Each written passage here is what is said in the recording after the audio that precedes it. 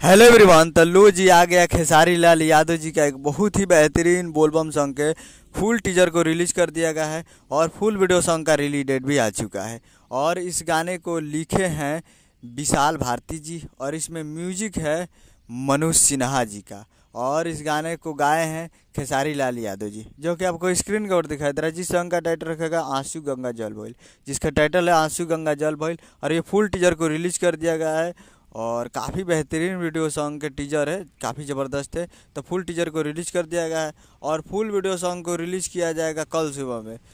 कल सुबह 17 फुल video song release इन 17 अगस्त को सुबह 7:15 पे फुल वीडियो सॉन्ग को रिलीज किया जाएगा।